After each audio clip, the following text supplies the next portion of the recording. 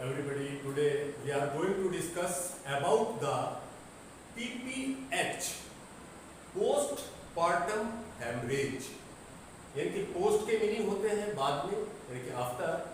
Partum means giving birth और haemorrhage sufficient blood loss, यानी कि बच्चे की पैदाइश के बाद माँ के अंदर से बहुत ज्यादा ब्लड का लॉस होने लगे तो उस कंडीशन को हम PPH कहते हैं, यानी कि excess bleeding following child birth called the PPH. और ये लीडिंग रीजन होता है मैटरनल मॉर्बिडिटी का या डेथ का, यानी कि माओ की मौत का एक अहम कारण जो है इसको माना जाता है. अगर वेजाइनल डिलीवरी हो रही है तो वेजाइनल डिलीवरी की कंडीशन में 500 ml से ज्यादा ब्लड जब जो है वो आपका लॉस हो जाए विद इन आफ्टर, यानी कि पैदाइश के बाद 24 घंटे के अंदर, बच्चे की पैदाइश के बाद 24 घंटे के अंदर अगर 500 ml से ज्यादा ब्लड जो है आपका लॉस हो रहा है तो वो इसी कैटेगरी में आएगा. और अगर सिजेरियन सेक्शन हुआ है तो वहां पर, यानी कि पेट काट के सिजेरियन सेक्शन के जरिए बच्चे को पैदा किया गया है, तो उस सूरत में 1000 ml 1000 ml जो है आपका 24 आवर्स के अंदर जो है ब्लड लॉस हो जाता है. उससे ज्यादा लॉस हो जाता है तो इट मींस ये जो है आपका PPH की कंडीशन में. कॉजेज तो एक चीज, कॉजेज जो है देखिए, मेन कॉजेज जो होते हैं वो होते हैं T4 या 4T. जैसे हम कह सकते हैं आपका tone, trauma, tissue and thrombin. 4T, tone, trauma, tissue and thrombin. तो ये चार मेन कॉज होते हैं. इनके अलावा और दूसरे कॉज भी हो सकते हैं, अभी मैं इन चारों को डिफाइन करूंगा. इनके अलावा और दूसरे कॉज भी हो सकते हैं जो रिस्क फैक्टर भी माने जाते हैं कि उनकी वजह से भी आपका PPH होने के चांसेस बढ़ जाते हैं. जैसे नंबर 1 आता है आपका pregnancy induced hypertension. Pregnancy induced hypertension जो कि मेजर कॉज होता है आपका PPH का. दूसरा ओबेसिटी भी एक कॉज होता है. नंबर 3 ट्विंस या मल्टीपल बर्थ, जुड़वा बच्चे हो या 2 से ज्यादा बच्चे हो तब भी इस तरह की कंडीशन पैदा हो सकती है. इन्फेक्शन कोई है तब भी इस तरह की कंडीशन पैदा हो सकती है. या early separation of placenta before delivery, delivery से पहले प्लेसेंटा अपनी जगह छोड़ दे तो उस कंडीशन में भी PPH होने का खतरा रहता है. प्रोलॉन्ग्ड वर्किंग, लंबे समय तक जो है वो आपका काम करते रहना तो वहां पर भी इसका रिस्क बढ़ जाता है. Placenta previa and over distension में भी इसका खतरा बढ़ जाता है. और इसके साथ जो है पूरी तरह से सफिशिएंट रिलैक्स ना कर पाना, पूरी तरह से आराम ना कर पाना भी इसका एक कॉज हो सकता है PPH का. और कुछ मेडिकेशंस, कुछ मेडिसिन भी होती हैं जो जैसे हार्ट डिजीज की मेडिसिन वगैरह ले रहे हैं, निफिडिपिन वगैरह ले रहे हैं, तो वो भी आपका जो है एक कॉज हो सकता है. या क्लोटिंग डिसऑर्डर्स जो है हो रहे हैं फीमेल के अंदर तो वहां पर भी आपका PPH के रिस्क जो है वो आपका बढ़ जाता है. अब देखिए हम आते हैं टोन पर. टोन क्या है आपका, यानी कि इसमें मैंने 4T बताए हैं. नंबर 1 टोन है. टोन का मतलब होता है कि जिस वक्त बच्चा डिलीवर हुआ, डिलीवर होने के बाद जो है आपका यूट्रस जो है कैसा होता है, पिलपिला सा होता है, फॉगी होता है, फॉगी होता है, सॉफ्ट होता है, स्पंजी होता है. तो उस कंडीशन में उसके कॉन्ट्रैक्शन फेल हो जाते हैं, यूट्रस के कॉन्ट्रैक्शन फेल हो जाते हैं. और यूट्रस के कॉन्ट्रैक्शन फेल होने पर प्लेसेंटा वहां से बाहर नहीं निकल पाएगा तो उस सूरत में आपका ब्लीडिंग कंटिन्यू चालू रहेगा. तो वहां पर उसको कंट्रोल करने के लिए फंडल मसाज जरूरी होता है, यानी कि जो यूट्रस का फंडस होता है, ऊपर का हिस्सा होता है, उसके ऊपर मसाज बहुत जरूरी होता है. तो उसकी वजह से फिर जो है वो आपका मसल्स, उसकी यूट्रस की मसल जो है कॉन्ट्रैक्शन और रिलैक्सेशन होने लगता है. तो उसके कॉन्ट्रैक्शन रिलैक्सेशन होने पर आपका यूट्रस फिर हार्ड हो जाता है. तो उसका वहां से ब्लीडिंग को चेक होने के लिए यूट्रस का हार्ड होना बहुत जरूरी है. तो अगर वो नॉर्मली नहीं हो रहा है तो हम जो है उसको फंडल मसाज के जरिए उसको कवर करने की कोशिश करते हैं. फंडल मसाज करने पर क्या होगा कि उसके अंदर हार्डनेस आएगी और कॉन्ट्रैक्शन रिलैक्सेशन का प्रोसेस चालू हो जाएगा. और इसके साथ साथ हम जो है ऐसी मेडिसिन देते हैं जो कॉन्ट्रैक्शन को इन्फ्लुएंस करती है, यानी कि कॉन्ट्रैक्शन को बढ़ाती है. जैसे ऑक्सीटोसिन. ऑक्सीटोसिन जो है वो हम जो है उसके अंदर देते हैं। टोन की एक दूसरी वजह भी हो सकती है, जो टोन कंडीशन यानी कि यूट्रस एटोनी जो हुआ है, यानी कि उसमें कॉन्ट्रैक्शन रिलैक्सेशन जो फील हुआ है, उसकी एक वजह और भी हो सकती है fullness of the bladder. Urinary bladder जो है वो पीछे की तरफ फुल है, वो यूट्रस को कॉन्ट्रैक्शन रिलैक्सेशन होने की जगह नहीं दे रहा है, तो ऐसी सूरत में कैथेटराइजेशन करके आपका यूरिनरी ब्लैडर को खाली कर देना चाहिए। प्रोलॉन्ग्ड जो है आपका लेबर अगर कंटिन्यू हो रहे हैं तो उससे यूट्रस की जो मसल्स होती है वो पूरी तरह से थक जाती है, और उनके थक जाने पर उनके अंदर कॉन्ट्रैक्शन और रिलैक्सेशन की जो हालत है या कॉन्ट्रैक्शन रिलैक्सेशन जो होना है वो वीक पड़ जाता है, तो उस एटोनी की कंडीशन पैदा हो जाती है। तो ऐसी सूरत में आपका जो है ब्लीडिंग जो है वो कंटिन्यू रहती है। यूरिनरी ब्लैडर पुश करके रखता है आपका यूट्रस को, तो वो पूरा कॉन्ट्रैक्शन रिलैक्सेशन नहीं होने देता है। उसके साथ कुछ मेडिसिन वगैरह जैसे आपका निफिडिपिन, मैंने अभी आपको बताया मैग्नीशियम सल्फेट वगैरह दिए रहते हैं, तो वो रेस्पॉन्सिबल होते हैं आपका एक्सेस ब्लीडिंग। वो आपका आता है ट्रॉमा। ट्रॉमा यानी कि रिप्रोडक्टिव ऑर्गन्स के अंदर जो फीमेल के रिप्रोडक्टिव ऑर्गन्स हैं, यानी कि वेजाइना से लेके यूट्रस तक, वेजाइना है, पेरिनियम है, सर्विक्स है, यूट्रस है, उसके अंदर किसी तरह की इंजरी, किसी तरह का चोट, किसी तरह का लेसिनेशन हो जाए तो उस कंडीशन में भी ब्लीडिंग जो है वो कंटिन्यू चलती रहती है। तो उस सूरत में उसका भी ध्यान रखा जाए। नंबर एक तो बात यह कि यूटेरस के अंदर से प्लेसेंटा पूरी तरह से बाहर आ गया नहीं आ गया, ये भी ध्यान रखा जाए।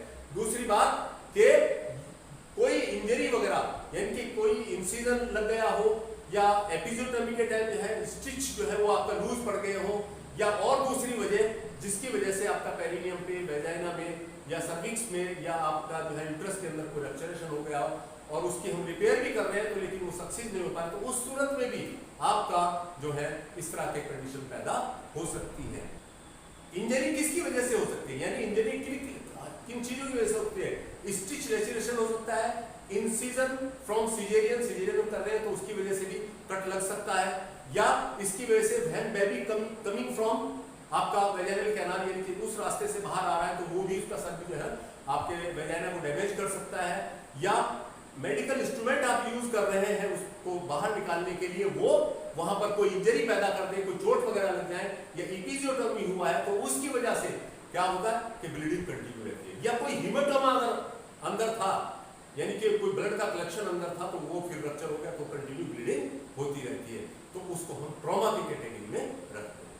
नंबर 3 होता है आपका टिश्यू, यानी कि प्लेसेंटा का कोई फ्रेगमेंट को टुकड़ा जो है उसके अंदर रह जाए, तो ये आप श्योर कर ले कि वहां से प्लेसेंटा का कोई भी टुकड़ा उसके अंदर मौजूद नहीं रहना चाहिए, या अम्बिलिकल कॉर्ड कंट्रैक्शन करते वक्त कोई पीस रह गया हो, प्लेसेंटा छूट गई हो तो उसका निकलना जरूरी है। देखिए एक बात बहुत इंपॉर्टेंट आपको बता रहा हूं कि बॉडी के अंदर 2 जगह ऐसी हैं जहां से अगर आप क्लॉट हटाएंगे तो ब्लीडिंग चेक होगा, लेकिन अगर क्लॉट नहीं हटाएंगे तो कंटिन्यू ब्लीडिंग होता रहेगा।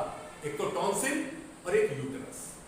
यहां क्लॉट का मतलब है यूटेरस में कि प्लेसेंटा जो वहां पर लगा हुआ है, अगर वो प्लेसेंटा अपनी जगह से नहीं होगा तो ब्लड वेसल्स के अंदर श्रिंकेज नहीं होगा, तो जब तक ब्लड वेसल के अंदर श्रिंकेज नहीं होगा ब्लीडिंग जो है वो कंटिन्यू होता है।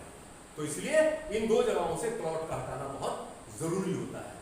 और ये आपका जो टिश्यूज है, जो आपका प्लेसेंटा फ्रेगमेंट्स वहां पर रुका हुआ है, तो उसमें क्या होगा कि वो कॉन्ट्रैक्शन को प्रिवेंट करता है, तो उसके कॉन्ट्रैक्शन को प्रिवेंट करने की वजह से यूट्रस के अंदर आपका एटोनी डेवलप हो जाती है, और उसके बाद जो है फिर वही कंडीशन के उसका कॉन्ट्रैक्शन रिलैक्सेशन फेल हो जाता है और वो बाहर निकलने में यानी कि फिर कंटिन्यू ब्लीडिंग होती रहती है। तो ये श्योर कर ले कि वहां से प्लेसेंटा पूरी तरह से बाहर आ गया है या नहीं। नंबर 4 पर आता है क्या? थ्रोम्बिन।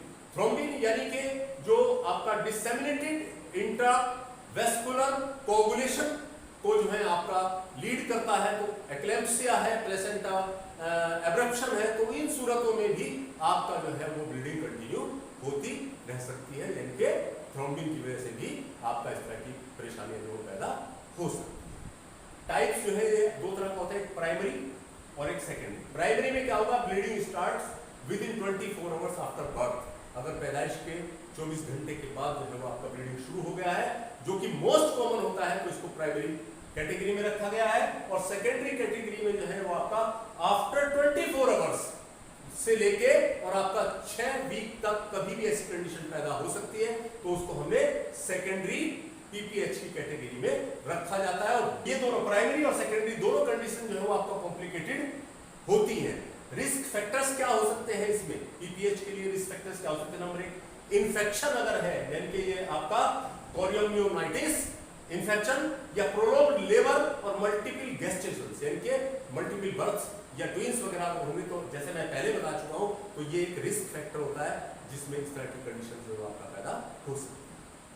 साइंस एंड सिम्टम्स की जब हम बात करते हैं तो उसमें सबसे पहला साइन जो है क्या है आपका? एक्सिस ब्लीडिंग, यानी कि ब्लड बहुत ज्यादा फ्लो हो रहा है, ब्लड बहुत ज्यादा बह रहा है। नंबर 2, फेंटनेस, चेहरा पीला पड़ता चला जाता है, यानी कि थकता चला जाता है। Increased heart rate and respiratory rate, यानी कि उस फीमेल का हार्ट रेट भी इंक्रीज हो जाएगा और रेस्पिरेटरी रेट भी इंक्रीज हो जाएगा।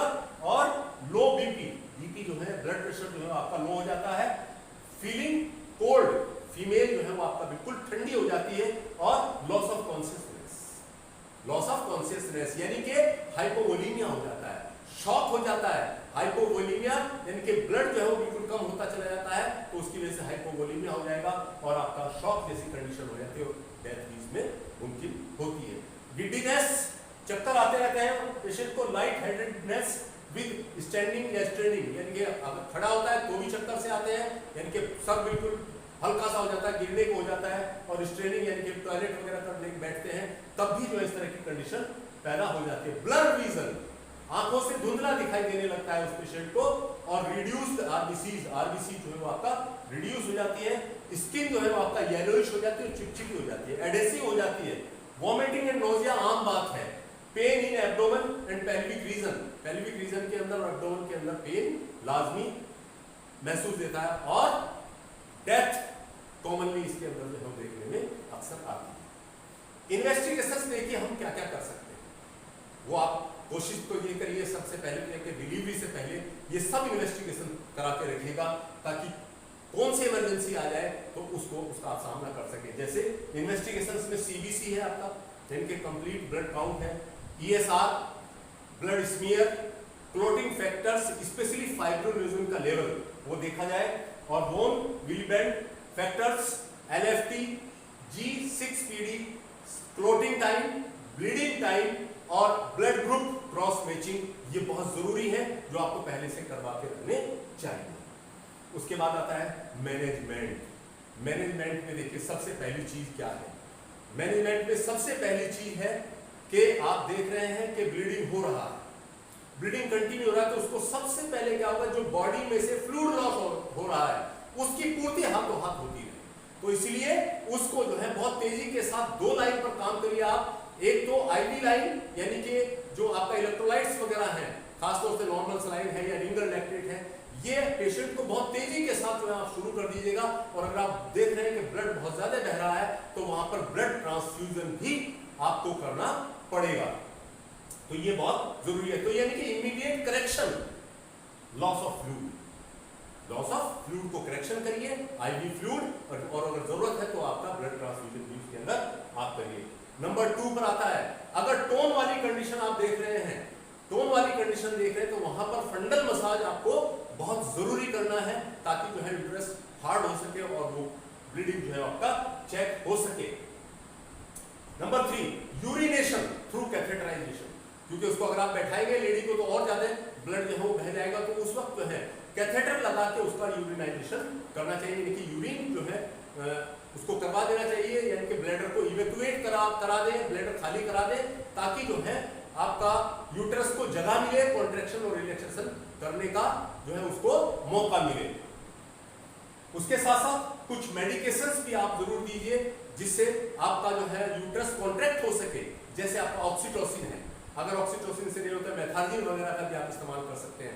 ये सब चीजें देखिए प्रैक्टिकली आती है, थ्योरिकली ये सब चीजें आप नहीं सीख पाएंगे, लेकिन प्रैक्टिकली आप जो है, क्योंकि बहुत सी बार मेथार्जिन भी फेल हो जाता है, और फिर खासतौर से ये मेथार्जिन का जब हम इस्तेमाल करते हैं तो खासतौर से जो कार्डियक पेशेंट होती हैं उनमें मेथार्जिन का जो यूज है वो नुकसान भी दे सकता है। तो इसलिए प्रैक्टिकली बहुत जरूरी है। ये आज की तारीख में एक से एक जो है वो आपका चीजें बढ़ रही है। नेक्स्ट जो है आप ये श्योर करिए कि उसके अंदर आपका कोई पीस तो नहीं रुका हुआ है, तो रिमूव फ्रॉम इट। उस चीज को जो है आपका रिमूव करिए।